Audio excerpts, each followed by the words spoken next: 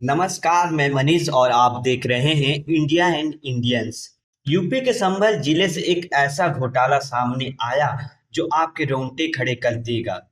100 करोड़ रुपए का बीमा घोटाला जिसमें लालच और क्रूरता की ऐसी कहानी लिखी गई कि मासूम लोगों की जान लेने में भी जालसाजों ने कोई कसर तक नहीं छोड़ी। 50 से ज्यादा गिरफ्तारियां, 17 से अधिक एफआईआर और 4 हत्याओं के मामले और अब ईडी की एंट्री। ये कहानी जितनी चौंकाने वाली है उतनी ही डरावनी भी। तो आइए जानते हैं कैसे इस घोटाले का पर्दाफाश हुआ और कैसे इस नेटवर्क ने देश के कोने कोने में अपना जाल फैलाया। कहानी की शुरुआत होती है संभल के गरीब परिवार से। दिनेश चंद्र शर्मा एक कैंसर पीड़ित जिनके इलाज ने उनके परिवार को कर्ज के बोझ में दबा दिया। उनकी पत्नी प्रियंका जो अपने पति को बचाने की हर मुमकिन कोशिश कर रही थी, वो कुछ जालसाजों ने अपने जाल में फंसाया। इन जालसाजों ने प्रियंका को लालच दिया, बीमा कराओ और 5 लाख रुपए इलाज के लिए और 5 लाख रुपए बाद में मिलेंगे।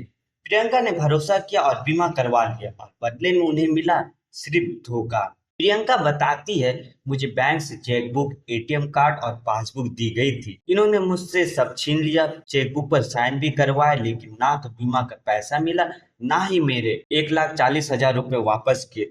सबसे चौंकाने वाली बात, इन जालसाजों ने प्रियंका का फोन नंबर तक बीमा में दर्ज नहीं किया ताकि कोई ओटीपी या मैसेज उसके पास ना पहुंचे। या तो एक सोची समझी षड्यंत्र जिसमें कैंसर पीड़ित परिवार की मजबूरियों को हथियार बनाया गया। लेकिन यह घटना सिर्फ ठगी तक सीमित नहीं थी, इसकी परतें और गहरी थी। इसमें खून की बदबू थी।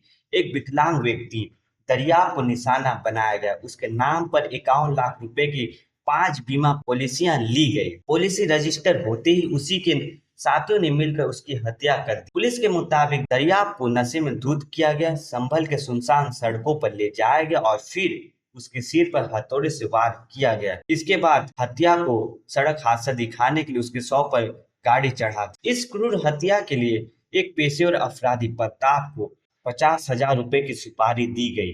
पुलिस ने बताया कि इस तरह की 4 हत्याएं अब तक सामने आ चुकी है। एक 2022 में, एक 2023 में और दो 2024 में। हर बार हत्या को सड़क हादसा दिखाकर बीमा की रकम हड़प ली जाती थी और ये सब संभल के उन सुनसान सड़कों पर होता था जहां ना सीसीटीवी था, ना गवाह। यह घोटाला सिर्फ संभल तक सीमित नहीं था। पुलिस की जांच में पता चला कि यह नेटवर्क गुजरात से लेकर असम तक और हिंदी भाषी राज्यों में भी फैला था। एक संदिग्ध वाहन की तलाशी के दौरान पुलिस को 11.5 लाख रुपए नकद, कई डेबिट कार्ड और अलग अलग राज्यों के पासबुक मिले। इस नेटवर्क का मास्टरमाइंड ओमकारेश्वर मिश्रा, जो खुद को बीमा कंपनी के इन्वेस्टिगेटर बताता था, पकड़ा गया। उसके फोन से 1.5 लाख से ज्यादा फोटो और 300 से अधिक दस्तावेज बरामद हुए जो इस घोटाले की गहराई को उजागर करते थे। इस नेटवर्क में शामिल थे आशा वर्कर, ग्राम प्रधान, ग्राम सचिव, बैंक कर्मचारी, बीमा कंपनियों के वेरिफिकेशन एजेंट। ये लोग मिलकर फर्जी जन्म प्रमाण पत्र, डेथ सर्टिफिकेट और बैंक खाते बनवाते थे। बीमा कंपनियों के लिए वेरिफिकेशन करवाने वाली ईस्ट इंडिया इन्वेस्टिगेशन कंपनी का सीईओ भी इसमें शामिल था। और तो और इंडियन इंश्योरेंस इन्वेस्टिगेशन ब्यूरो, जिसका काम मल्टीपल पॉलिसियों को रेड फ्लैग करना था, ने भी इस घोटाले को नजरअंदाज किया। संभल पुलिस ने इस घोटाले को पकड़ने के लिए एक केस से शुरुआत की। पहली एफआईआर जो रजपुरा थाने में दर्ज हुई, इस पूरे नेटवर्क का पर्दाफाश किया। अब तक 55 लोग गिरफ्तार हो चुके हैं और 3 ने कोर्ट में सरेंडर कर दिया और 17 से ज्यादा एफआईआर दर्ज की गई और करीब 100 करोड़ रुपए की इस घोटाले की जांच में अब ईडी भी शामिल हो चुकी है। संभल के एसपी के बिश्नोई ने बताया, ये नेटवर्क 3 तरह से काम करता था।